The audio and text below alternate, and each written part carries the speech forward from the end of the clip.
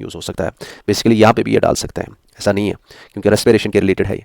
And now यहाँ पे अगर आप इस रिएक्शन में देखेंगे, हमारे पास ये जो ग्लूकोज है, जब हम सारी प्रोसेस पढ़ेंगे आपको यह नतीजा निकलेगा कि ग्लूकोज से हाइड्रोजन रिमूव हो जाते हैं स्टेप बाय स्टेप, और अल्टीमेटली जो ये ग्लूकोज है ये कन्वर्ट हो जाता है कार्बन डाइऑक्साइड में, क्योंकि ग्लूकोज में क्या क्या है, carbon dioxide, hydrogen and oxygen. सारी प्रोसेस पढ़ने के बाद आप देखेंगे, आपको ये एनालाइज होगा कि क्या होता है इस सारी प्रोसेस में। इसमें ये हाइड्रोजन जो है ये रिमूव हो जाता है, ठीक है, ये रिमूव हो जाता है दिस हाइड्रोजन, और यहां पे ग्लूकोज कन्वर्ट हो जाता है इनटू कार्बन डाइऑक्साइड। और ऑक्सीजन की जब हम बात करते हैं, ये जो यहां से ये हाइड्रोजन रिमूव हो गया, ये हाइड्रोजन बेसिकली क्या होता है, इस ऑक्सीजन पे ऐड होता है और अल्टीमेटली इससे वाटर लास्ट में बनता है। ये हाइड्रोजन क्या होगा, ये हाइड्रोजन अल्टीमेटली इस पे ऐड होगा, किस पे, ऑक्सीजन पे ऐड होगा, और ये लास्ट में किस में कन्वर्ट होगा, वाटर में कन्वर्ट होगा। आप देखेंगे, जब हम पढ़ेंगे हम देखेंगे कि हाइड्रोजन को कैरी करने के लिए NADH या FADH होगा, ये हाइड्रोजन को कैरी करेंगे, यहां ग्लूकोज से निकालेंगे हाइड्रोजन को, ये आगे देखेंगे सारी प्रोसेस, लेकिन थोड़ा मैं बताता हूं। ये निकालेंगे, ग्लूकोज से हाइड्रोजन निकलेगा और अल्टीमेटली ये हाइड्रोजन इलेक्ट्रॉन्स के साथ, अपने साथ इलेक्ट्रॉन्स भी इसके साथ होंगे, और अल्टीमेटली ये कहां पे पहुंचेगा, ये ऑक्सीजन के पास पहुंचेगा, और ऑक्सीजन इसे एक्सेप्ट करेगा हाइड्रोजन को विद इट्स इलेक्ट्रॉन्स, और ultimately oxygen will be converted into water. ये इस सारी प्रोसेस का एक निचोड़ है जो सारी रेस्पिरेशन में होता है। अब यहां पे आपसे अगर क्वेश्चन एग्जाम में आएगा कि आप हमें बताइए सेल्यूलर रेस्पिरेशन जो है, क्या ये ऑक्सीडेशन प्रोसेस है, क्या ये रिडक्शन प्रोसेस है, क्या ये रिडॉक्स प्रोसेस है, क्या ये रिडॉक्स रिएक्शन है। ऑक्सीडेशन रिएक्शन यहां पे मैं दिखा देता हूं, यहां पे मैं लिखता हूं, अगर मैं यहां पे लिखूंगा, से फॉर एग्जांपल यहां पे लिखूंगा ऑक्सीडेशन रिएक्शन। ऑक्सीडेशन रिएक्शन जो है एग्जामिनेशन पॉइंट ऑफ व्यू से बहुत इंपॉर्टेंट है।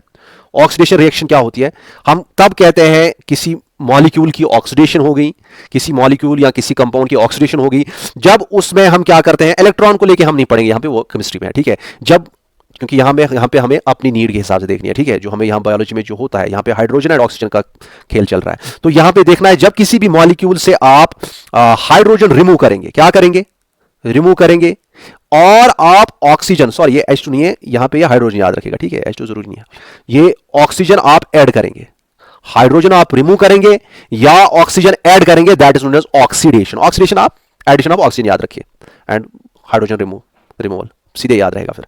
अच्छा, रिडक्शन क्या है, this is opposite to this. Reduction जो है, रिडक्शन प्रोसेस अपोजिट है, उसमें क्या होगा आप खुद बताइए। इसमें हाइड्रोजन का क्या होगा, या तो उस मॉलिक्यूल में हाइड्रोजन का एडिशन होगा और ऑक्सीजन क्या क्या होगा, रिमूवल। समझ आ रहा है, ये क्लियर है। अब यहां पे क्वेश्चन आपके एग्जाम में आएगा, tell us what is cellular respiration, it is oxidation reaction और रिडक्शन रिएक्शन। अगर आप गौर करेंगे यहां पे क्या होता है, ये ग्लूकोज में हाइड्रोजन रिमूव किया जाता है। ग्लूकोज इसलिए क्या कहते हैं हम, ग्लूकोज की क्या होती है, hydrogen removal is oxidation, glucose की ऑक्सीडेशन होती है इनटू कार्बन डाइऑक्साइड। तो ये बहुत इंपॉर्टेंट, यहां से काफी सारे क्वेश्चन निकल सकते हैं आपके। तो ग्लूकोज की क्या होती है, oxidation into, glucose is oxidised into किस में, कार्बन डाइऑक्साइड में। इसीलिए हम कहते हैं, जब हम कहते हैं respiration, it is the oxidation of the food, क्योंकि फूड यहां पे क्या है, glucose, this is derived from the food. अगर शॉर्ट में आप किसी को कहेंगे व्हाट इज रेस्पिरेशन, वो कहेगा it is the oxidation of food, तो वो गलत भी नहीं कह रहा है बेचारा, क्योंकि यहां पे ग्लूकोज जो है it is oxidised into carbon dioxide. अच्छा, आप मुझे बताइए ऑक्सीजन का क्या होता है, रिमेंबर यहां से काफी सारे क्वेश्चन निकलते हैं। ऑक्सीजन का क्या होता है, ऑक्सीजन में हाइड्रोजन ऐड होता है, and addition of hydrogen is it is known as reduction. तो यहां पे जो प्रोसेस होती है, remember this is, let me take another colour, यहां पे जो प्रोसेस होती है this is known as reduction. Concentrate कर, जो मेहरबानी करके कंसंट्रेट करना, this is known as reduction. Oxygen is reduced into water and glucose is oxidised into carbon dioxide. Keep it in your mind, ये सारी प्रोसेस का निचोड़ है। और अगर किसी रिएक्शन में, किसी प्रोसेस में दोनों चीजें हो रही हैं, ऑक्सीडेशन भी और रिडक्शन भी, अब हम यही देख रहे हैं ना, यहां पे दोनों चीजें हो रही हैं, उस वक्त हम उस प्रोसेस को क्या कहते हैं, उस रिएक्शन को कहते हैं रेडॉक्स रिएक्शन। क्या कहते हैं, रेडॉक्स रिएक्शन। तो इस लिहाज से आप खुद समझ के बताएंगे कि the respiration process is actually A redox process, redox reaction, जहां पे बोथ ऑक्सीडेशन होती है और रिडक्शन होती है। और यहां पे याद रखने का तरीका यह है कि आपको यह भी याद है ना, जब हमने फोटोसिंथेसिस पढ़ा था उसमें अपोजिट है, आपका वाटर और कार्बन डाइऑक्साइड मिलेगा एंड ग्लूकोज एंड ऑक्सीजन बनेगा। यह बिल्कुल ही उससे अपोजिट है। समझ आ रहा है, आगे मैं बताऊंगा। काफी सारे बुक्स भी गलत लिखते हैं, ओनली दिस एनसीईआरटी गलत नहीं लिखती है, वो कहते हैं, और टीचर्स भी काफी सारे गलत बताते हैं इन द सेंस, क्योंकि वो भी उन्हीं बुक से पढ़ते हैं। वो बताते हैं जो ये रेस्पिरेशन प्रोसेस है इट इज एम्फीबॉलिक प्रोसेस, लेकिन ये गलत है। Respiration is catabolic process and respiratory pathways और एम्फीबॉलिक, वो मैं बताऊंगा आगे आपको, ठीक है। अगर आपको मैं फोटोसिंथेसिस की बात करूंगा, बताइए फोटोसिंथेसिस एनाबॉलिक है कि कैटाबॉलिक है, तो आपको अब सबको पता है कि फोटोसिंथेसिस में छोटे मॉलिक्यूल मिल रहे हैं और बड़ा मॉलिक्यूल बनता है, कार्बन डाइऑक्साइड छोटा है, वाटर छोटा है, और फिर ग्लूकोज बनता है। Glucose is big molecule, C6H12O6, ठीक है। Glucose is a 6 molecule, it is a bigger molecule, तो यहां पे एनाबॉलिक रिएक्शन होती है, वो मैं आगे आपसे डिस्कस करूंगा। लेकिन यहां पे हम ये जो नर्चर में आपको समझाया मैंने, इसी को हम डिटेल में पढ़ेंगे, ठीक है। अब यहां पे हम इसी प्रोसेस को समझने की कोशिश करेंगे अच्छे से इंशाल्लाह। देखिए, सबसे पहले आपको मैं बता दूं कि ये जो प्रोसेस होती है, अगर हम देखेंगे यहां पे ऑक्सीजन का यूज हुआ, इजंट इट, ऑक्सीजन का यूज हुआ, तो आप मुझे खुद बताएंगे कि ये रिएक्शन किसके लिए है। Is it for anaerobic respiration और aerobic respiration? It will be for aerobic respiration, क्योंकि आप सबको पता है आप इसमें ऑक्सीजन का यूज हुआ, दिस इज एरोबिक रेस्पिरेशन। और यही पहले हम अभी एरोबिक रेस्पिरेशन का मैकेनिज्म पढ़ेंगे, फिर इंशाल्लाह इसके बाद हम एनारोबिक रेस्पिरेशन का मैकेनिज्म पढ़ेंगे।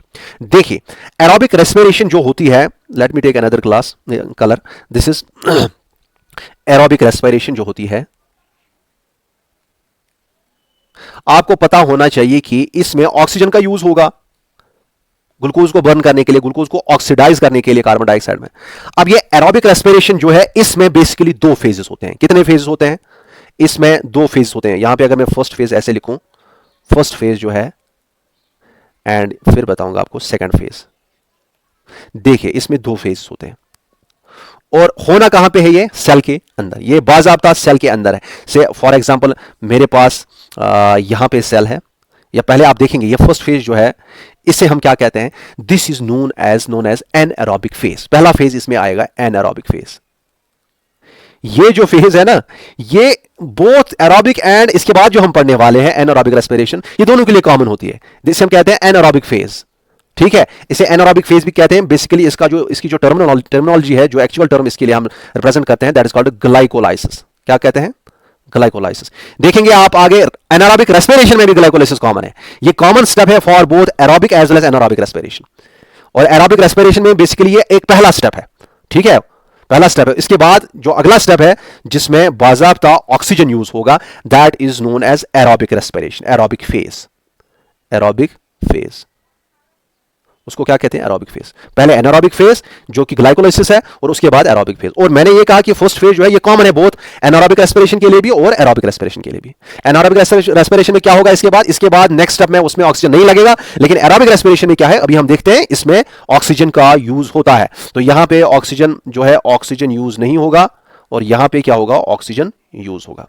अब कहां पे ये होती है? अगर हमारे पास यहां पे एक सेल है, से फॉर एग्जांपल यहां पे हमारे पास एक सेल है, ठीक है, ये सेल है। सेल के अंदर आपको पता है ऊपर से ये, this is the plasma membrane. Plasma membrane जो सेल की कवरिंग होती है, ठीक है, प्राइम मिनिस्टर नहीं है, ठीक है, प्लाज्मा मेम्ब्रेन। अंदर से यहां पे बहुत सारा साइटोप्लाज्म है, लिक्विड जो यहां पे है, ठीक है, वो आप याद रखें, साइटोप्लाज्म शॉर्ट में। और यहां पे साइटोप्लाज्म में ये पहली वाली रिएक्शन होती है। फर्स्ट फेज जो है ये कहां पे होता है? ये इस साइटोप्लाज्म के अंदर होता है, ठीक है। और साइटोप्लाज्म में जो फेज होता है, इसमें ऑक्सीजन यूज नहीं होता है, that is glycolysis. Glycolysis cytoplasm में होगा। इसके बाद जो नेक्स्ट फेज होता है, वो इसी सेल में खास किस्म के स्ट्रक्चर्स होते हैं, छोटे छोटे ऑर्गेनेल्स जिनको हम कहते हैं, जिनको हम क्या कहते हैं? You should be knowing, those are known as mitochondria. क्या कहते हैं उनको? माइटोकॉन्ड्रिया। तो इसके अंदर जो स्ट्रक्चर्स जिनमें सेकंड फेज होगा, उनको हम क्या कहते हैं? Those are known as mitochondria. तो ये है रीजन्स जहां पे ये दो स्टेप्स होंगे। अब हम सबसे पहले पहला स्टेप देखेंगे, जो कि इस साइटोप्लाज्म में होता है, जिसे हम क्या कहते हैं? ग्लाइकोलाइसिस। तो यहां पे मैं हेडिंग लिखता हूं, ग्लाइकोलाइसिस।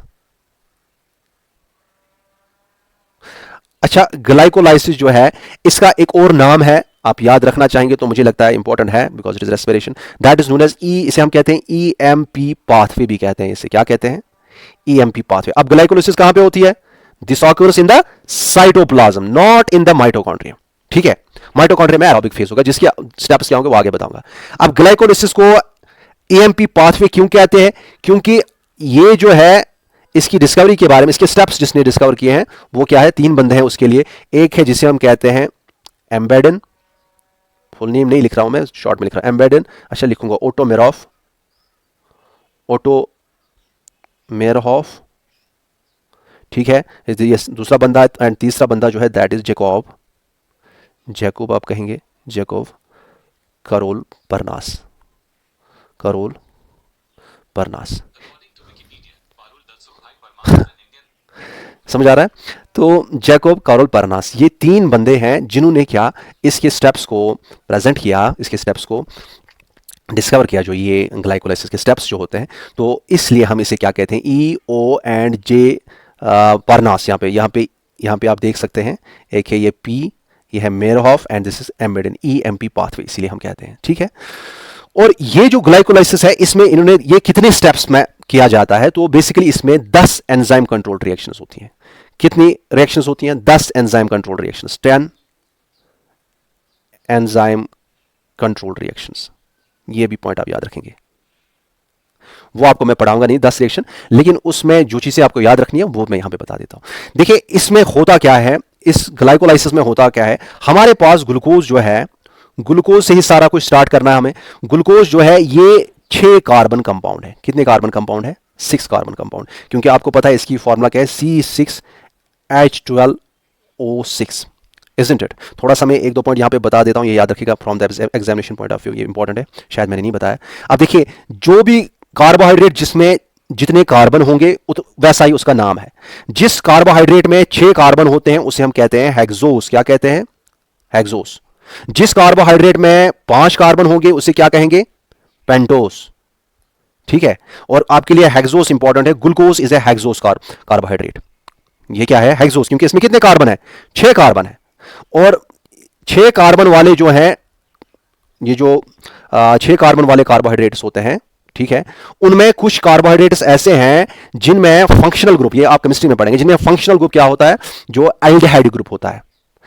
जैसे हमारा ये ग्लूकोज जो है, इसमें फंक्शनल ग्रुप क्या है? एल्डिहाइड ग्रुप है। ये आप मतलब फंक्शनल ग्रुप्स ऐसे होते हैं कि मॉलिक्यूल के साथ अटैच्ड होते हैं और उनकी रिएक्शन डिटरमाइन करते हैं कि वो किस किस्म की रिएक्शंस करेंगे। तो एल्डिहाइड ग्रुप CHO ग्रुप जो है, ये जिस कार्बोहाइड्रेट में प्रेजेंट होगा, जैसे कि ग्लूकोज है, ग्लूकोज इज एन हेक्सोस, ये हेक्सोस है, लेकिन इसके साथ एल्डिहाइड ग्रुप अटैच्ड होता है, इसलिए हम ग्लूकोज को क्या कहते हैं? एल्डोहेक्सोस। क्या कहते हैं? एल्डोहेक्सोस। और इसी तरह से अगर मैं यहां पे फ्रक्टोज की बात करूं, फ्रक्टोज मैंने आपको कहा है this is the sweetest sugar. ठीक है, इसमें कौन सा ग्रुप अटैच्ड है? That is ketone group attached है इसमें। तो इसमें हम क्या कहते हैं? These are known as ketohexoses, ketohexose. बस इतना याद रखेंगे, HEXOS। ये कहीं पे नोट कीजिएगा, ये न्यूट्रिशन के रिलेटेड है कि ग्लूकोज जो है दिस इज एल्डोहेक्सोस, एंड फ्रक्टोज जो है स्वीटेस्ट शुगर, ठीक है, जो कि फ्रूट्स में होता है एक्सेप्ट ग्रेप्स। वो जो है फ्रक्टोज जो है, फ्रक्टोज क्या है? That is the ketohexose. इसमें भी 6 कार्बन होंगे, 6 कार्बन होंगे, लेकिन इसमें जो कीटोन ग्रुप होगा that will be functional group, इसलिए हम इसे क्या कहते हैं? कीटोहेक्सोस। बस ये याद रखेंगे, इसके अलावा ज्यादा कुछ नहीं। ये थोड़ा सा मुझे यहां पे याद आ गया। अब देखिए ग्लूकोज जो है ग्लूकोज से ही हमें पहला स्टेप करना है, पहला जो फेज है दिस मीन्स की एनारोबिक फेज, ग्लाइकोलाइसिस। अब देखिए इसमें एनारोबिक रेस्पिरेशन जो यहां पे होती है, ग्लाइकोलाइसिस साइटोप्लाज्म में, इसमें होता क्या है? इसमें डायरेक्टली ये ग्लूकोज जो है ये कन्वर्ट हो जाता है into 2 molecules of pyruvic acid. Pyruvic acid याद रखिएगा, किस में कन्वर्ट होता है? 2 molecules of pyruvic acid. Pyruvic acid लिखे या पायरुवेट कहें, पायरुवेट, चाहे आप पायरुविक एसिड कहें या आप पायरुवेट कहें, ये एक ही चीज है। जहां पे भी आप केमिस्ट्री में पढ़ेंगे एसिड, वहां पे 8 लगाएंगे तो one and the same thing है, ठीक है, ये टेंशन नहीं लेना आप। अच्छा, ये जो प्रोसेस होती है, इसमें 2 मॉलिक्यूल्स ऑफ पायरुवेट बनाने हैं, लेकिन याद रखिएगा इसमें बेसिकली 2 स्टेप्स होते हैं। और ये पायरुवेट या पायरुविक एसिड जो है वो ग्लूकोज 6 कार्बन वाला कंपाउंड है, लेकिन ये जो है ये 3 कार्बन वाला कंपाउंड है। इसमें 3 ही कार्बन है। कितने कार्बन है? 3 कार्बन है। अब ये जो है ये एक ही स्टेप में नहीं होता है, इसमें 10 स्टेप्स होते हैं, 10 रिएक्शंस होती हैं, लेकिन हम कन्वीनियंस के लिए और आपके एग्जामिनेशन पॉइंट ऑफ व्यू से हम इन 10 रिएक्शंस को जनरली 2 ब्रॉड फेजेस में, 2 ब्रॉड सब फेजेस में डिवाइड करेंगे। तो ग्लाइकोलाइसिस को हम 2 ब्रॉड सब फेजेस में डिवाइड करेंगे। समझ आ रहा है? सारे 10 आपको नहीं पढ़ने, आपके एग्जामिनेशन के हिसाब से मैं आपको पढ़ा रहा हूं। अब देखिए 2 ही फेजेस मैं इसमें आपको बताऊंगा। पहला phase that is known as कैशनसन, जस्ट अ मिनट। पहला फेज जो है that is known as preparatory phase. क्या है वो? प्रेपरेटरी फेज, और दूसरा जो फेज है दैट इज नोन एज पे ऑफ फेज। दो फेज है, एक है प्रेपरेटरी फेज, दूसरा है पे ऑफ फेज। आपको मैं ज्यादा डिटेल में ये नहीं पढ़ा रहा हूं, याद रखेगा इसमें 10 स्टेप नहीं तो पढ़ने पड़ते हैं, वो सारा उसमें बहुत कुछ होता है, एंजाइम कौन कौन सा लगता है। अब देखिए प्रेपरेटरी फेज में क्या होता है, हमें यही ग्लूकोज से पायरुविक एसिड तो बनाना है, लेकिन प्रेपरेटरी फेज में क्या होगा, ग्लूकोज जो है जो कि 6 कार्बन है, 6 कार्बन कंपाउंड है, ठीक है, C6H12O6, इसको हम बेसिकली प्रेपरेटरी फेज में 2 मॉलिक्यूल्स ऑफ किस में बनाते हैं, 2 मॉलिक्यूल बनाते हैं। इससे क्या किसके मॉलिक्यूल, ग्लाइसरल्डिहाइड 3 फॉस्फेट के, ग्लाइसरल्डिहाइड, यहां पे लिखता हूं ये ऐसे 3 फॉस्फेट, ठीक है। क्या है पहली रिएक्शन में क्या होता है, पहले सब फेज में क्या होता है, ग्लूकोज से हम 2 मॉलिक्यूल्स बनाते हैं किसके, ग्लाइसरल्डिहाइड 3 फॉस्फेट के, और ये जो है this is a 3 carbon compound, इसमें C6H12O6 नहीं है, इसमें C3 होगा, समझ आ रहा है। फिर इस ग्लाइसरल्डिहाइड से हम अल्टीमेटली क्या बनाते हैं, 2 मॉलिक्यूल्स ऑफ ग्लाइसरल्डिहाइड से 2 मॉलिक्यूल्स ऑफ पायरुवेट बनाए जाएंगे, चाहे आप पायरुवेट कहें या पायरुविक एसिड कहें, this is one and the same thing, but this is also, pyruvate is also a 3 carbon compound. तो समझ आ रहा है इसमें क्या हो रहा है, ये 2 ब्रॉड सब फेज हैं।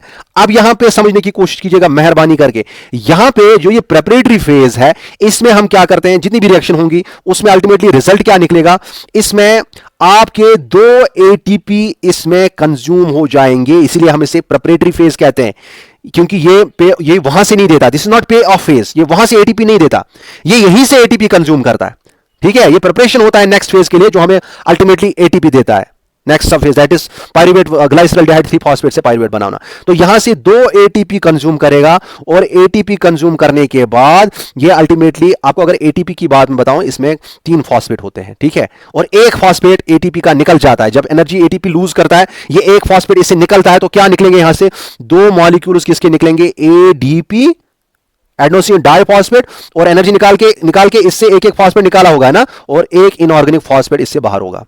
तो ये मतलब यही कि ये आप समझ सकते हैं कि ये यहीं से हम इसे एनर्जी दे रहे हैं, तो इसका मतलब है इसमें क्या, इसमें एनर्जी यूज होती है, ये रिलीज नहीं करते हैं, एटीपी रिलीज नहीं करते हैं, समझ आ रहा है। और नेक्स्ट फेज में अगर हम देखेंगे, इसमें हमें बाज़ाब्ता एटीपी वहां से मिलते हैं, और कितने एटीपी मिलते हैं, एक्चुअली हमें इसमें याद रखेंगे, इसमें हमें 2 एटीपी निकलते हैं, तो यहां पे क्या होगा, 2 एडीपी प्लस क्या, कैसे बनता है एटीपी, एटीपी में एडेनोसिन डाइफॉस्फेट और एक इनऑर्गेनिक फॉस्फेट मिलेगा, हो गए ना एडेनोसिन ट्राइफॉस्फेट, डाइफॉस्फेट के साथ एक और फॉस्फेट कितने हो गए, ट्राइफॉस्फेट, और अल्टीमेटली वहां से क्या निकलेगा, 2 मॉलिक्यूल्स ऑफ एटीपी। लेकिन याद रखेगा ये हर ग्लाइसरल्डिहाइड का हाल होता है, हर इसमें 2 ग्लाइसरल्डिहाइड है, एक ग्लाइसरल्डिहाइड के पायरुवेट बनने से हमें 2 एटीपी निकलेंगे, लेकिन चूंकि इसमें 2 ग्लाइसरल्डिहाइड है, तो आप मुझे खुद बताइए इसमें हम क्या करेंगे, 2 एटीपी के बजाय कितने एटीपी हमें मिलेंगे, इंटू 2 इज इक्वल टू कितने एटीपी निकलेंगे, हमें निकलेंगे 4 एटीपी। यहां से समझ आ रहा है, कितने एटीपी निकलते हैं, 4 एटीपी निकलते हैं। अच्छा, अब इसके अलावा इसमें एक और चीज हमें निकलता है, जो कि मैंने आपको पहले ही कहा कि हमें क्या करना है, हमें जो हमारी वो मेन रिएक्शन है, I don't know it is here और हाँ यही है ना, जो मैंने आपको ऑलरेडी कहा कि हमें इस ग्लूकोज का जो ये हाइड्रोजन है, ये ग्लूकोज का हाइड्रोजन उठाना है और ये लास्ट में कहां तक पहुंचाना है, ऑक्सीजन तक पहुंचाना है।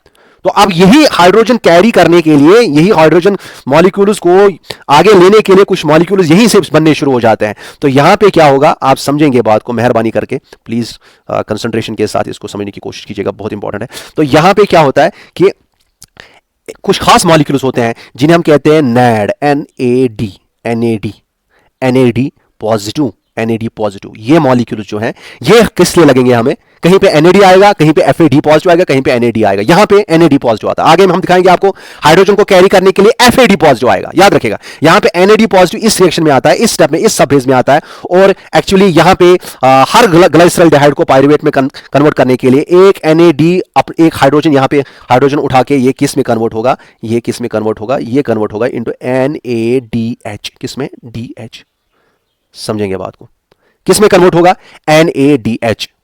और इसका मतलब क्या है, इसने हाइड्रोजन अपने साथ लिया, और ये देखेंगे आगे, आप आगे ये ले जाएंगे हाइड्रोजन कहां तक, ये आगे हमें यूज होंगे वाटर बनाने के लिए, और आगे मैं बताऊंगा इसको क्या किया जाएगा, हाइड्रोजन के इलेक्ट्रॉन्स को क्या किया जाएगा, वो आगे हम समझेंगे जब हम इलेक्ट्रॉन ट्रांसपोर्ट चेन पढ़ेंगे। बस इतना आप यहां ध्यान में रखेंगे। NAD को NADH, या कहीं बुक्स में आप देखोगे, इतना आपको जहन में आ गया। Let me move on to the next page. यहां पे एक्सप्लेन नहीं कर सकते, जगह नहीं है, लेकिन आपको मैं यहां कुछ पॉइंट्स बताने जा रहा हूं, बहुत इंपॉर्टेंट।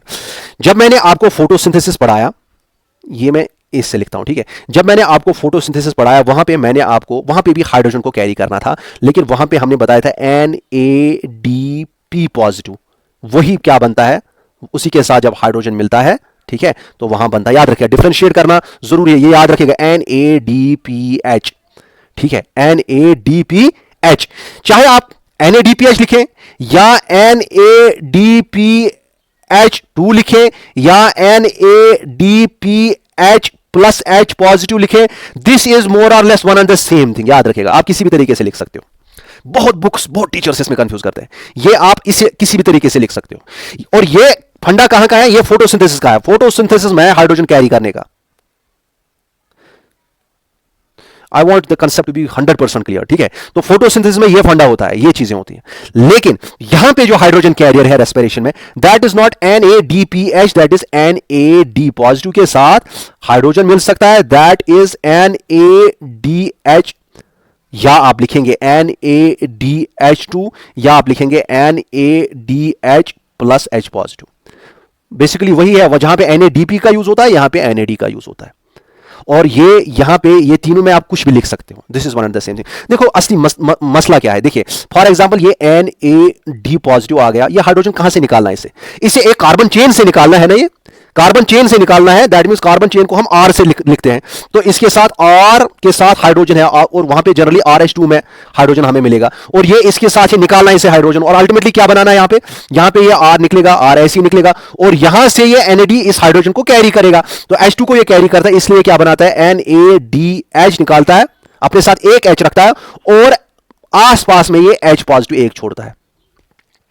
मतलब R जो है दिस इज अल्काइल ग्रुप, ये आर्ट्स वालों के लिए कुछ भी हो सकता है, ये हो सकता है C 4-5 कार्बन है, उसके साथ हाइड्रोजन अटैच्ड है, 2 कार्बन है, उसके साथ हाइड्रोजन अटैच्ड है, 3 कार्बन है, 8 कार्बन है, कुछ भी हो सकता है। This is alkyl, this is a sort of we can say a chain of carbon जिसके साथ हाइड्रोजन अटैच्ड है। अब इसी से इसने हाइड्रोजन निकाला। अभी जो ग्लूकोज की हम बात करते हैं उसमें क्या है, 6 कार्बन है ना, 6 कार्बन वाली चेन है, उसी से हमें हाइड्रोजन निकालना है। तो यहां पे आप देखेंगे, यहां पे ये हाइड्रोजन निकाल के ये एक्चुअली अपने साथ NAD पॉजिटिव जो है, ये एक हाइड्रोजन को अपने साथ रखेगा, और अल्टीमेटली दूसरा हाइड्रोजन जो है वो कहां पे रखेगा, वो एनवायरनमेंट में आसपास छोड़ेगा, वहीं पे अपने आसपास in the form of H positive.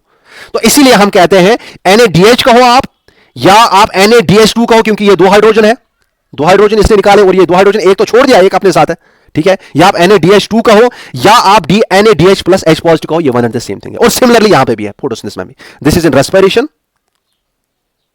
Respiration. ये वो कंसेप्ट है जिसपे बहुत सारी बुक्स भी कंफ्यूज करते हैं, और टीचर्स तो होते हैं कंफ्यूज, फिर खुद भी और दूसरों को भी कंफ्यूज करते हैं काफी सारे, मतलब जो कि इसको ज्यादा अच्छे से समझने की खुद कोशिश नहीं करते हैं। तो ये देखेंगे NADH भी, NADH प्लस H पॉजिटिव आप कहे, या आप NADH ही कहे। जब आप NADH ही खाली कहते हैं फिर आप इतना ही लेते हैं, जब आप NADH2 कहते हैं फिर आप ये 2 एक साथ कहते हैं, ठीक है। या जब आप ये NADH प्लस H पॉजिटिव कहते हैं, उस वक्त आप ये H पॉजिटिव अलग से कहते हैं, लेकिन ये one and the same thing है। अच्छा, इतना अगर क्लियर हो गया, तो यहां पे जो हमने लास्ट में पढ़ा, ये देखिए यहां पे मेहरबानी करके यहां पे कंसंट्रेट कीजिएगा। देखिए यहां पे जो हमने यहां पे 1 NAD पॉजिटिव से NADH निकाला, isn't it? निकाला, अब इसने हाइड्रोजन को कैरी किया, लेकिन यहां इस सारी ग्लाइकोलिसिस में हमें नेट क्या मिल रहा है, उधर से हमें क्या मिल रहा है, हमने प्रेपरेटरी फेज में यहीं से 2 ATP डाले, और उधर से क्या निकला, हमें 2 ATP के बजाय हमें 4 ATP निकले। जो पे ऑफ फेज है, इसमें एक्चुअली एनर्जी ये रिलीज करता है वहां से, ठीक है। पहले में एनर्जी लगी, यहां पे एनर्जी रिलीज होगी in the form of ATP, तो यहां पे एनर्जी वापस ये वहां से देता है in the form of ATP। लेकिन कितने ATP एक्स्ट्रा आएंगे, 2 ATP, तो 2 ATP इससे नेट गेन होगा, और हमारे पास NADH 1 से, यहां पे दोबारा आप कंसंट्रेट करेंगे, हमारे पास एक ग्लाइसरल्डिहाइड को कन्वर्ट करने के लिए किसमें, इनटू पाइरुवेट, हमें एक NADH लगता है, लेकिन हमें आपको पता है यहां पे 2 मॉलिक्यूल्स ऑफ ग्लाइसरल्डिहाइड कन्वर्ट हो जाएंगे इनटू 2 मॉलिक्यूल्स ऑफ पाइरुवेट, इसलिए हमें यहां पे क्या नेट गेन मिलता है, 2 NADH,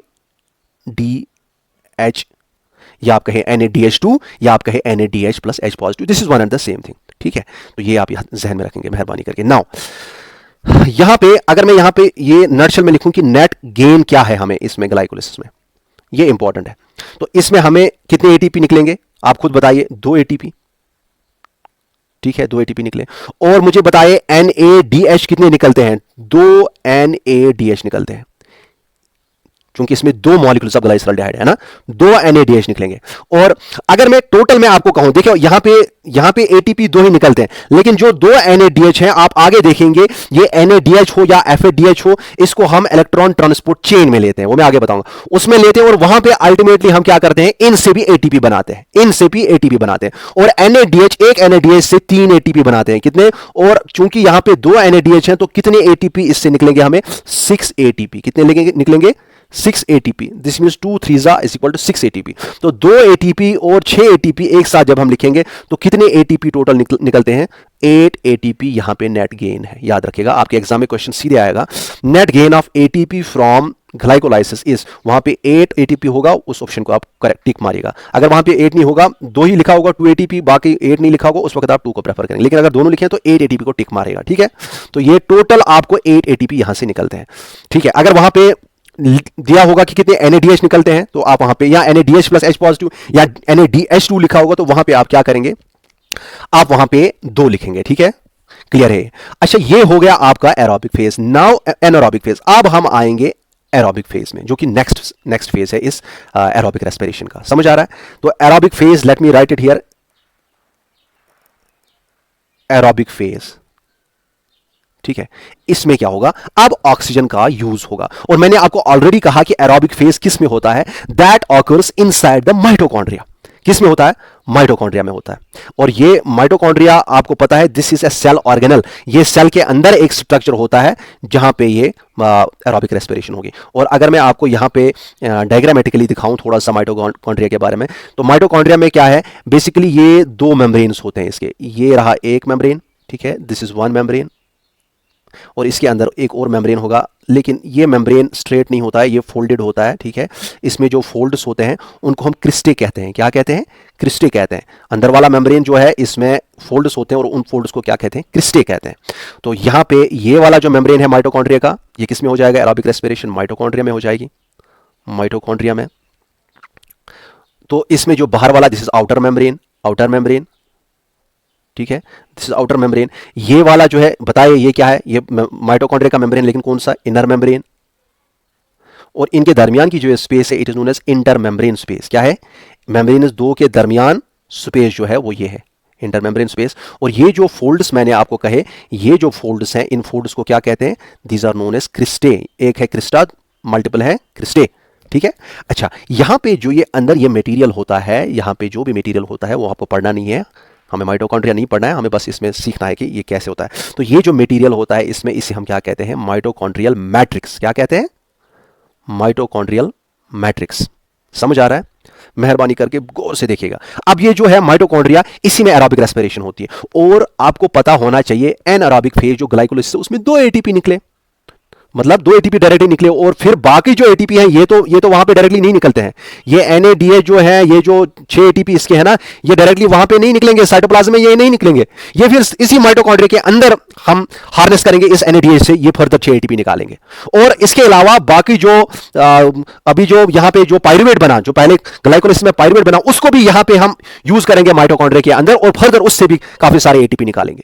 तो साइटोप्लाज्म के कंपैरिजन में माइटोकॉन्ड्रिया में बहुत ज्यादा ATPs निकलते हैं। समझ आ रहा है? बहुत ज्यादा ATPs निकलते हैं, इसीलिए हम माइटोकॉन्ड्रिया को क्या कहते हैं? आप सबको पता होना चाहिए और याद रखिएगा मेहरबानी करके। माइटोकॉन्ड्रिया जो है, इसे हम कहते हैं powerhouse of the cell. क्या कहते हैं? पावर हाउस ऑफ सेल भी कहते हैं, या इसे हम, चूंकि ATP बनाने के लिए इंपॉर्टेंट है, इसे हम क्या कहते हैं? ATP मिल्स भी इनको कहते हैं, ATP मिल्स भी इनको कहते हैं। समझ आ रहा है? साइटोप्लाज्म को क्यों नहीं कह सकते? क्योंकि वहां पे उतने ATP नहीं बनते।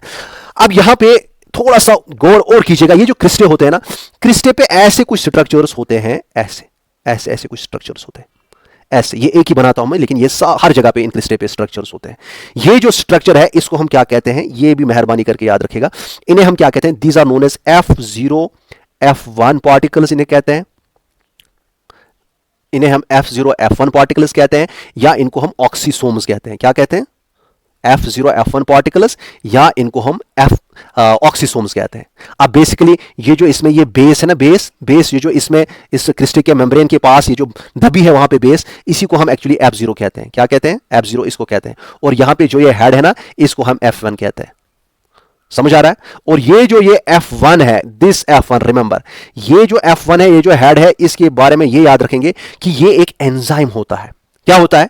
ये एक एंजाइम, ये इसका हेड है, ये बीच में स्टार्क है, ये स्टार्क है बीच में, और बेस है। Base is F0, this is the base, and F1 is, this is the head, this is the head. But this head और बीच में इनके दरमियान क्या है? स्टार्क। ये जो हेड है, ये एक्चुअली एक एंजाइम है। This is an enzyme, that enzyme is known as ATP synthase enzyme. ये एक एंजाइम है जिसको हम क्या कहते हैं? ATP synthase enzyme. और ये जो एंजाइम है, ये बहुत इंपॉर्टेंट रहेगा हमारे लिए जब हम एक्चुअल एटीपी बनाएंगे। समझ आ रहा है? तो थोड़ा सा माइटोकॉन्ड्रिया के बारे में मैंने आपको कहा, ये आप जहन में रखिएगा माइटोकॉन्ड्रिया के बारे में। एरोबिक फेज जो है, एरोबिक रेस्पिरेशन में पहला एनारोबिक फेज था, अब ये एरोबिक फेज है, ये किस में हो जाएगा? ये माइटोकॉन्ड्रिया में हो जाएगा। और हमें देखना है कि इसमें बेसिकली क्या क्या चीजें हो जाएंगी। देखिए, अगर मैं यहां पे इस एरोबिक फेज की बात करूं, इसको फर्दर हम ब्रॉडली 3 सब फेजेस में डिवाइड करेंगे। ठीक है? फर्दर हम इसे ब्रॉडली 3 सब फेजेस में डिवाइड करेंगे। 3 सब फेजेस या सब स्टेप्स आप कहिए। क्या क्या? एक है पहला, that is known as link reaction. क्या है? Link reaction. दूसरा जिसे हम क्या कहते हैं? That is called Krebs cycle. That is called Krebs cycle, या जिसे हम कहते हैं, जिसे हम ट्राई कार्बोक्सिलिक एसिड साइकिल भी कहते हैं। यहां पे लिखता हूं मैं, ट्राई कार्बोक्सिलिक एसिड साइकिल भी इसे कहते हैं। ठीक है? या इसे हम साइट्रिक एसिड साइकिल भी कहते हैं। साइट्रिक एसिड साइकिल भी कहते हैं। ठीक है? क्रेब्स साइकिल कहो आप, ट्राइकार्बोक्सिलिक एसिड साइकिल या साइट्रिक एसिड साइकिल कहो, ये one and the same thing है। अब देखिए, ये जो इसके बाद जब हम देखते हैं, इसके बाद थर्ड स्टेप जो इसमें होता है, third sub step, that is known as, जिसे हम कहते हैं ऑक्सीडेटिव फॉस्फोराइलेशन। क्या कहते हैं? Oxidative phosphorylation. देखो माय डियर फ्रेंड्स, ये जो मैं पढ़ा रहा हूं, मेहरबानी करके इस सब को अच्छे से एक बार पढ़ लेना। ठीक है? अच्छे से पढ़ लें, ये नहीं समझ लेना कि हम डीप भी पढ़ रहे हैं, डीप कुछ नहीं है। ये जो है, मैं फर्दर आपको मैं क्रेब्स साइकिल नहीं पढ़ाऊंगा, उसमें बहुत कुछ पढ़ना है, इलेक्ट्रॉन ट्रांसपोर्ट चेन के बहुत सारी चीज़ें वो नहीं पढ़ाऊंगा, लेकिन मैं ओवरऑल उस लेवल तक आपको पढ़ाने की कोशिश कर रहा हूँ कि आपके जहन में दोबारा आपको पढ़ने की जरूरत नहीं पड़नी चाहिए किसी भी एसएसबी एग्जाम के लिए, या एसएससी के लिए, या केएस वगैरह के लिए, जहाँ पे भी होगा। इसके अलावा ये जनरल नॉलेज के हिसाब से मैं पढ़ा रहा हूँ, ना कि मैं एकेडमिक के हिसाब से पढ़ा रहा हूँ। ठीक है? तो ऑक्सीडेटिव फॉस्फोराइलेशन जो है, ये थर्ड स्टेप है। इसमें फर्दर 2 स्टेप्स होते हैं, याद रखिएगा। इसमें पहला स्टेप है, that is known as electron transport chain. Electron transport chain, जिसे शॉर्ट में हम ईटीसी बोलते हैं। और दूसरा स्टेप जो इसमें आता है, that is known as chemiosmosis. Chemiosmosis. ठीक है? इतना आप समझेंगे। अब मैं थोड़ा सा यहां पे कुछ चीजें बताऊंगा। देखिए, ये जो 3 सब फेजेस हैं, अब आपको पता है कि ये तो माइटोकॉन्ड्रिया के अंदर होने वाली है, ये तो बाहर नहीं होंगे। ठीक है? माइटोकॉन्ड्रिया के अंदर। अब ये लिंक रिएक्शन क्या है, ये मैं आगे बताऊंगा आपको, लेकिन इसमें समझेंगे, याद रखिएगा, ये कहां पे होती है? इन माइटोकॉन्ड्रियल मैट्रिक्स। मैट्रिक्स आपको पता है कहां पे है? जो मैंने अभी बताया था आपको, मैट्रिक्स में होती है। क्रेब्स साइकिल, पहले इसका नाम अगर आप बताएंगे कि क्रेब्स साइकिल किस लिए इसे देते हैं, क्योंकि ये जो हैंस क्रेब्स बंदा था जिसने इसको डिस्कवर किया।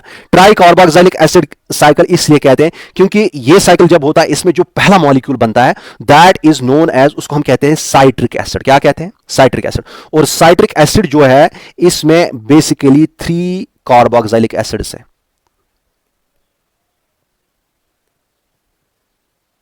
कितने कार्बोक्सिलिक एसिड्स हैं?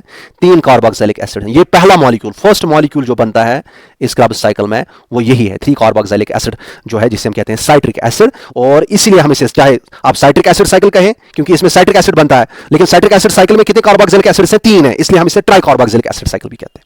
चाहे क्रेब्स साइकिल कहें, ट्राई कार्बोक्सिलिक एसिड साइकिल कहें, या साइट्रिक एसिड साइकिल कहें, this is one and the same thing. और इसके बाद जो ये ऑक्सीडेटिव फॉस्फोराइलेशन है, ये जो है, ये बहुत इंपॉर्टेंट है। यहां पे मैं आपको थोड़ा सा बता देता हूं, और ये आप नोट कीजिएगा, ये बहुत इंपॉर्टेंट पॉइंट है, याद रखिएगा। 2 चीजें आपको ध्यान में रखें। एक है जिसे हम कहते हैं substrate level phosphorylation. Substrate level, LEVEL level phosphorylation.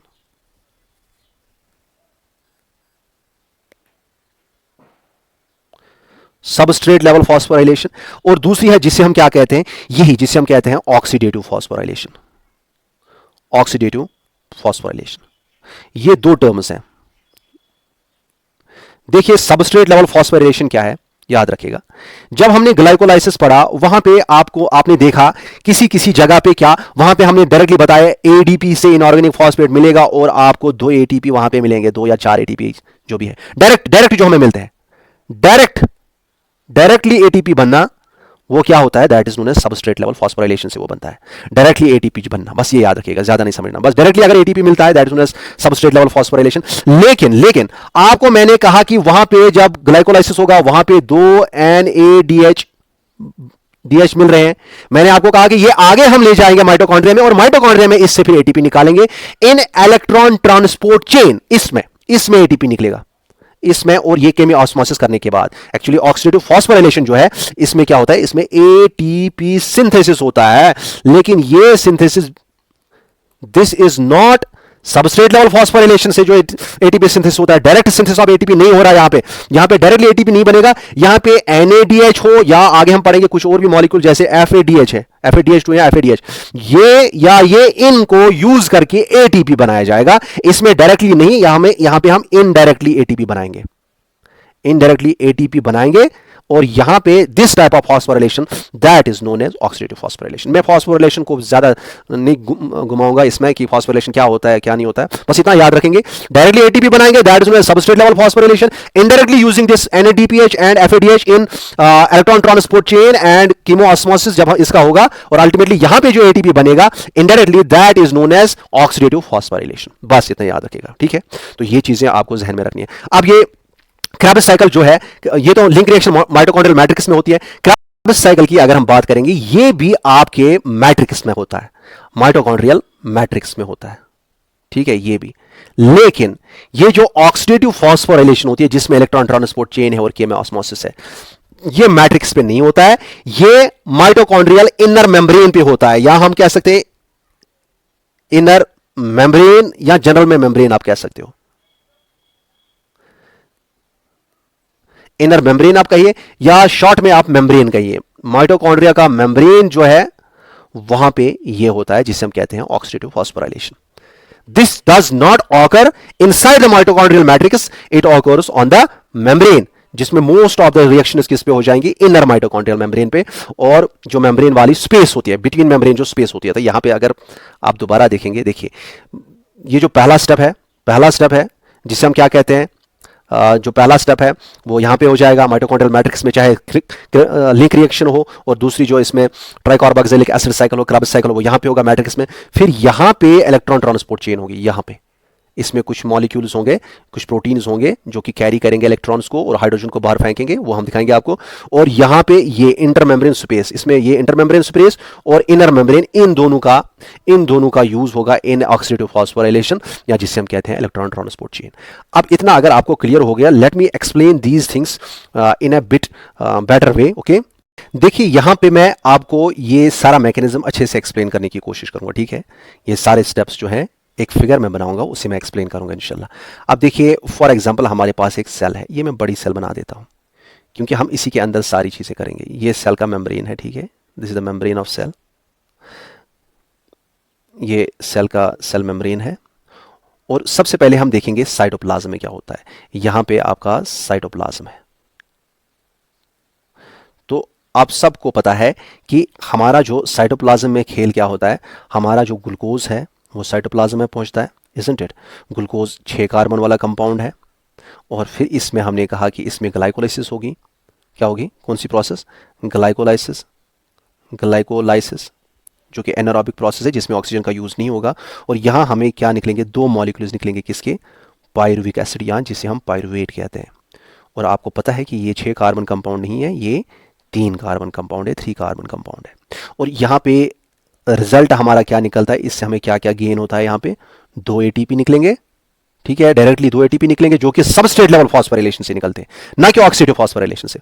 Plus इसमें 2 NADH, आप कहिए NADH2 कहिए या NADH प्लस H पॉजिटिव कहिए, जो भी आप कहेंगे, one and the same thing, tension लेने की जरूरत नहीं है, ठीक है। तो ये यहां पे निकलते हैं, समझ आ रहा है। तो यहां तक हमें ये पता है। और इसके बाद इसके अलावा यहां पे बेसिकली दो वाटर मॉलिक्यूल्स भी निकलते हैं। वाटर को हम ज्यादा डिस्कस नहीं करेंगे, लास्ट में मैं आपको क्वेश्चन बताऊंगा, आपको अभी से क्वेश्चन बताता हूं। हम ये सारी प्रोसेस पढ़ेंगे, फिर मैं आपको बताऊंगा कि कैसे यहां पे 6 वाटर मॉलिक्यूल्स निकलते हैं। आप अभी से आप कोशिश कीजिए इसका आंसर लाने के लिए। आई वुड लाइक टू सी अगर आप कर सकते हैं कि 6 वाटर मॉलिक्यूल्स कहां पे निकलते हैं। रिएक्शन के हिसाब से नहीं, जो मैंने पहले रिएक्शन बनाई वहां पे आप बैलेंस करके 6 वाटर मॉलिक्यूल्स निकल, नहीं, बायोलॉजी के हिसाब से किस स्टेप में ये कहां से 6 वाटर मॉलिक्यूल्स निकलते हैं, ठीक है, वो आप देखेंगे आगे। अच्छा, 2 मॉलिक्यूल्स ऑफ पायरुवेट बन गए। ये सारा हमारा खेल कहां पे हुआ? साइटोप्लाज्म में। अब साइटोप्लाज्म के अंदर हमें किस में जाना है? We have to come inside the mitochondria, isn't it? अब इसके अंदर हमें माइटोकॉन्ड्रिया के अंदर आना है। सारा खेल अब माइटोकॉन्ड्रिया के अंदर है। सपोज दिस इज माइटोकॉन्ड्रिया, ठीक है, इतना बना देते हैं हम, दिस इज माइटोकॉन्ड्रिया। इसको हम फिर आगे खींच लेते हैं जितना हम नीचे जा सकते हैं। इसका ये बाहर वाला मेम्ब्रेन है, इजंट इट? और ये इसका अंदर वाला मेम्ब्रेन है, दूसरा मेम्ब्रेन है, 2 मेम्ब्रेन है, ठीक है। और आगे हम देखते हैं इसमें क्या होता है। तो सबसे पहले क्या होगा, ये पायरुवेट जो है, सबसे पहले अब लिंक रिएक्शन करनी है। तो क्या होता है, ये पायरुवेट जो है ये माइटोकॉन्ड्रिया के अंदर आता है। This is your mitochondria, this is your cytoplasm, this is your mitochondria. समझेंगे बात को। 2 मॉलिक्यूल्स ऑफ पायरुवेट आपके इसके अंदर आ जाएंगे। यहां पे मैं रेड से दिखाता हूं, 2 मॉलिक्यूल्स ऑफ पायरुवेट अब साइटोप्लाज्म के अंदर एंटर हो जाते हैं। जब ये 2 मॉलिक्यूल्स ऑफ पायरुवेट साइटोप्लाज्म के अंदर हो जाते हैं, तो इनमें सबसे पहला जो स्टेप होने वाला है, that is known as link reaction, isn't it? तो लिंक रिएक्शन में क्या होगा, उसमें बेसिकली ये जो 2 मॉलिक्यूल्स ऑफ पायरुवेट हैं, इनमें से एक कार्बन निकाला जाएगा दोनों पायरुवेट में, और इसमें फिर जो रिजल्टेंट मॉलिक्यूल निकलता है, that resultant molecule is known as acetyl coenzyme. तो इसमें 2 क्या मॉलिक्यूल्स बनेंगे? 2 एसिटाइल कोएंजाइम ए मॉलिक्यूल्स बनेंगे। इसमें 2 molecules of acetyl coenzyme A. लेकिन इसमें होगा क्या इसमें बेसिकली मैं एंजाइम्स की जिक्र यहां पे नहीं करूंगा, पायरुवेट डिहाइड्रोजिनेस या बाकी चीजें वो मैं नहीं बताऊंगा, डिकार्बोक्सिलेशन क्या होती है, नहीं। यहां पे सीधे आप याद रखेंगे, इसमें से एक कार्बन डाइऑक्साइड बाहर निकाला जाता है। एक कार्बन डाइऑक्साइड एक पायरुवेट में। आप मुझे बताइए 2 पायरुवेट में कितने कार्बन डाइऑक्साइड टोटल निकलेंगे? 2 कार्बन डाइऑक्साइड इससे हम निकाल देते हैं, 2 कार्बन डाइऑक्साइड निकल गए। समझ आ रहा है? और यहां से ही एक और चीज निकलता है जिससे हम क्या कहते हैं, that is known as NADH, या आप NADH2 कहिए या NADH plus H positive, one and the same thing, ठीक है। ये मैंने देखा बहुत जगहों पे ये कंफ्यूज किया जाता है, ठीक है। NADH कहिए, NADH2 कहिए, NADH प्लस H पॉजिटिव कहिए, हाँ, NADPH नहीं कहना है, वो फोटोसिंथेसिस का खेल है। तो यहां पे ये एक मॉलिक्यूल से एक निकलेगा, लेकिन हमारे पास 2 मॉलिक्यूल्स ऑफ पायरुवेट हैं, तो इसका मतलब है इसमें हमें क्या निकलेंगे? 2 मॉलिक्यूल्स ऑफ NADH। समझ आ रहा है? ये समझेंगे बात। अच्छा, इसके बाद क्या होगा, 2 molecules of acetyl coenzyme A, याद रखिएगा, इसमें बेसिकली एक कार्बन हमने निकाला, तो एसिटाइल कोएंजाइम ए में कितने कार्बन मॉलिक्यूल है? ये 2 कार्बन मॉलिक्यूल है। यहां पे जो एंजाइम लगता है, अगर आप याद रखेंगे, मे बी बस यही एंजाइम याद रखिएगा और कोई नहीं, इसे हम कहते हैं पायरुवेट, छोटा लिखता हूं मैं, पायरुवेट डिहाइड्रोजिनेस, ये खुद लिखेगा, पायरुवेट डिहाइड्रोजिनेस, यही एक एंजाइम आप याद रखिएगा, बस इसके अलावा कोई एंजाइम याद रखने की जरूरत नहीं है, नहीं तो बहुत सारे एंजाइम है आगे हर किसी रिएक्शन में। तो पायरुवेट डिहाइड्रोजिनेस क्या करेगा, 2 मॉलिक्यूल्स ऑफ पायरुवेट से 2 molecules of acetyl coenzyme A बनाएगा, एक कार्बन डाइऑक्साइड इससे निकलेगा, एक कार्बन निकला तो 2 कार्बन वाला कंपाउंड बन गया। दिस इज नोन एज, इसी को हम क्या कहते हैं, this is known as, this whole process is known as, यहां पे मैं रेड से लिखता हूं, this is known as link reaction.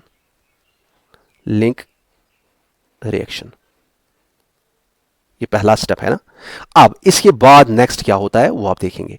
इसके बाद आपको पता है, now we have to move into a cycle that is known as Krebs cycle. कौन सा साइकिल है?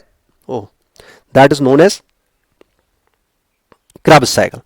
क्रब्स साइकिल जो है वो साइक्लिक वे में कुछ काफी सारी रिएक्शंस होती हैं, और उसका रिजल्टेंट जो निकलता है वहां से हमें काफी सारे मॉलिक्यूल्स निकलते हैं, वहां पे हमारा NADH निकलेगा, FADH निकलेगा और ATP निकलेंगे। तो वो चीजें हमें देखनी है।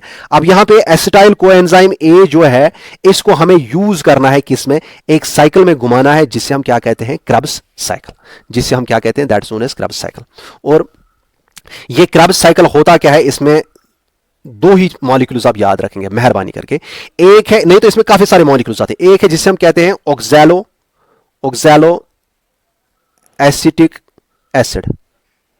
एक मॉलिक्यूल आप ये याद रखेंगे, दूसरा मॉलिक्यूल आप याद रखेंगे, यही ऑक्सैलोएसिटिक एसिड के साथ एसिटाइल कोएंजाइम ए मिलाया जाता है और फिर यहां पे पहला मॉलिक्यूल जो प्रोड्यूस होता है, जो मैंने ऑलरेडी आपको कहा, जिसके बेस पे इसका नाम है इस साइकिल का, जिसके बेस पे हम इसे साइट्रिक एसिड साइकिल कहते हैं या ट्राइकार्बोक्सिलिक एसिड साइकिल कहते हैं, उस पहले कंपाउंड का नाम या मॉलिक्यूल का नाम क्या है? That is known as citric acid.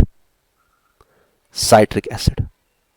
और साइट्रिक एसिड 6 कार्बन कंपाउंड है, याद रखिएगा। ऑक्सैलोएसिटिक एसिड 4 कार्बन कंपाउंड है। जब इसके साथ आप ये एसिटाइल कोएंजाइम ए मिलाएंगे जो कि 2 कार्बन कंपाउंड है, तो साइट्रिक एसिड बनेगा, that is the 6 carbon compound.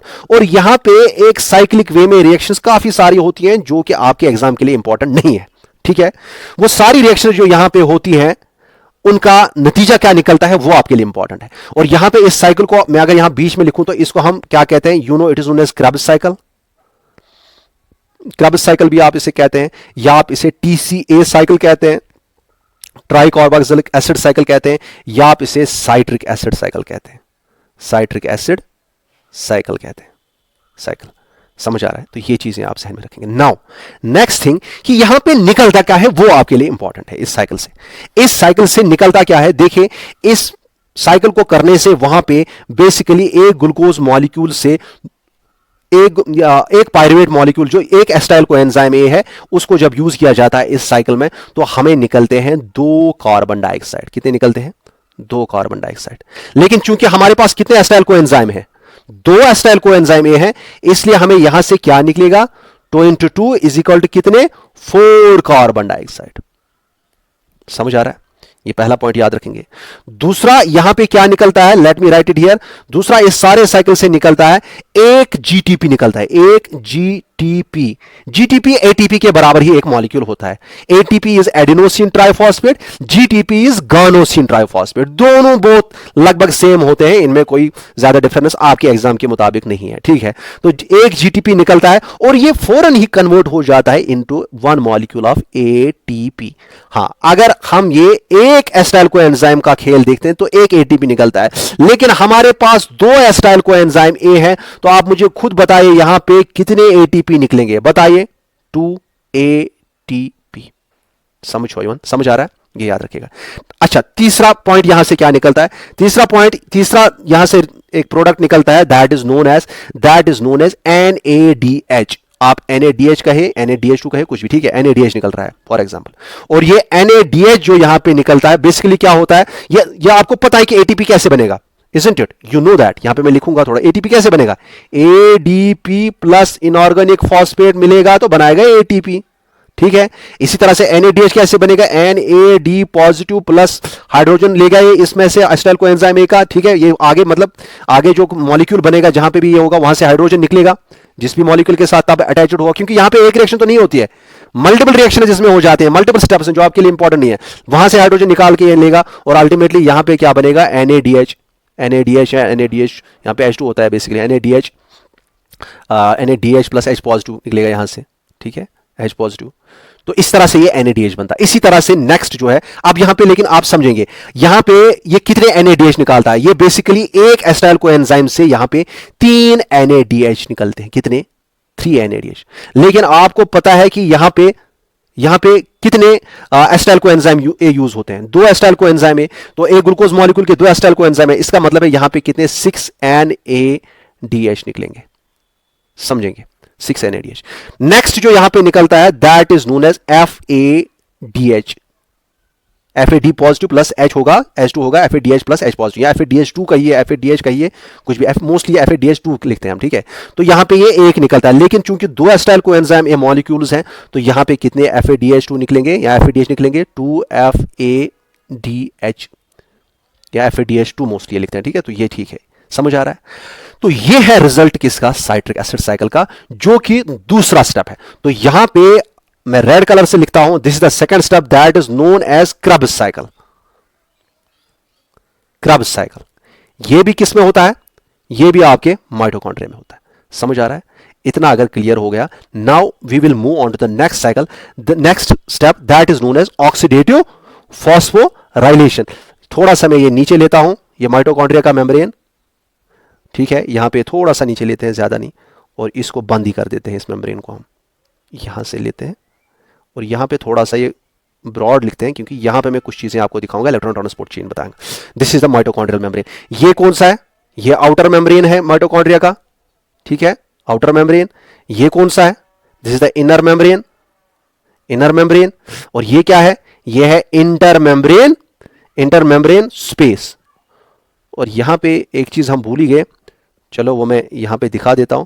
यहां पे मैंने आपको ऑलरेडी कहा कि इसमें क्रिस्टे होते हैं, इजंट इट? क्रिस्टे होते हैं, ये फोल्ड है, सपोज ये एक क्रिस्टा है, और यहां पे मैंने आपको ऑलरेडी कहा कि यहां पे F0 F1 पार्टिकल्स होते हैं, जिनकी बाज़ाब्ता एक बेस होती है, फिर स्टॉक होता है, फिर इसका एक हेड होता है। ये याद है ना आपको? हेड इज F1 पार्टिकल, जिसकी जो कि एक एंजाइम होता है, एटीपी सिंथेस एंजाइम। बेस होती है F0, स्टॉक होती है। और ये जो है F0 F1 पार्टिकल, जिसे हम ऑक्सीसोम कहते हैं, ये बहुत इंपॉर्टेंट है। यहां पे मैं लिखता हूं this is F0 F1 particle है ये, या इसे हम क्या कहते हैं? ऑक्सीसोम भी इसे कहते हैं। और ये एटीपी बनाने के लिए बहुत इंपॉर्टेंट है, इसी से एटीपी सारा बनेगा, जो कि NADH के पास हो या आपके FADH के पास हो। अब देखिए यहां पे हमने ऑलरेडी आपको यहां पे बताया, अगर मैं आपको बताऊं ये दो एटीपी जो है, जरा आप मुझे ये बताइए मेहरबानी करके, आपसे मैं क्वेश्चन पूछूं, ये दो एटीपी जो है यहां पे, क्या ये किस तरीके से बने? Are they due to the oxidative phosphorylation or due to substrate level phosphorylation? आप जेट से बताएंगे this is due to substrate level phosphorylation, क्योंकि ये इनडायरेक्ट नहीं है, डायरेक्टली यहां पे बन जाता है। इसमें NADH और FADH का यूज नहीं होता है, लेकिन ये NADH और FADH का जब हम यूज करेंगे, यहां पे एक चेन हम चलाएंगे, ठीक है, एक चेन चलाएंगे जिसको हम कहते हैं इलेक्ट्रॉन ट्रांसपोर्ट चेन। और यहां पे नेक्स्ट स्टेप होगा जिसे हम कहते हैं केमियोऑस्मोसिस, केमियोऑस्मोसिस, और जिसकी वजह से यहां पे अल्टीमेटली हमें एटीपी बनेगा। समझ आ रहा है? आउटलाइन बता रहा हूं। नेक्स्ट स्टेप जो है उसको हम कहते हैं ऑक्सीडेटिव फॉस्फोराइलेशन। उसमें दो स्टेप है, एक है इलेक्ट्रॉन ट्रांसपोर्ट चेन, वो हम यहां पे चलाएंगे, यहां पे कुछ कॉम्प्लेक्सेस होंगे प्रोटीन के, वही आपस में वही इलेक्ट्रॉन को आगे आगे ले जाएंगे, एक इलेक्ट्रॉन को, इनके हाइड्रोजन और इलेक्ट्रॉन का वही कुछ खेल करेंगे, वो मैं बताऊंगा आगे। और अल्टीमेटली यहां पे इन इलेक्ट्रॉन्स को फिर अल्टीमेटली ऑक्सीजन को देंगे, और हाइड्रोजन ऑक्सीजन के साथ मिलेगा और वाटर बनेगा यहां पे फोर्थ कॉम्प्लेक्स पे, मैं अभी बताऊंगा, टेंशन नहीं लीजिएगा। फिर जाके यहां पे हाइड्रोजन बहुत सारा जमा होगा, हाइड्रोजन इंटरमेम्ब्रेन स्पेस में बहुत सारा जमा होगा, उस हाइड्रोजन को हम यहां से निकालेंगे from higher concentration to lower concentration, वो इस एटीपी सिंथेटेस, ये जो यहां पे मॉलिक्यूल है, जो F1 मॉलिक्यूल है, इसके थ्रू ये पास ऑन हो जाएगा, बाहर निकलेगा, और यहां पे एटीपी बनाने के लिए इंपॉर्टेंट रहेगा। अब देखिए यही चीजें मैं आपको बताऊंगा, और यही दो स्टेप, ये है इलेक्ट्रॉन ट्रांसपोर्ट चेन, और यहां पे क्या है? This is known as chemiosmosis. ये दो स्टेप जो है, ये टोटल दोनों मिलके क्या बनाएंगे? हमारा ऑक्सीडेटिव फॉस्फोराइलेशन। तो यहां पे आप देखेंगे, देखिए मेहरबानी करके,